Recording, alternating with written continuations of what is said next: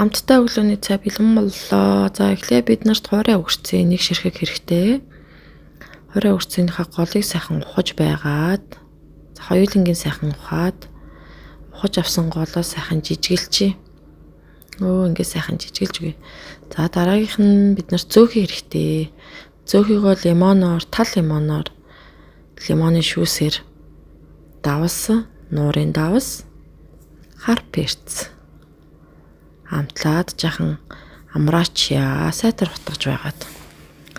Дараа нь бид нарт 4 ширхэг авокадо, 4 ширхэг өндөг, 2 авокадо нөгөө жижигэлсэн ногоо өгөрцөн маань гол.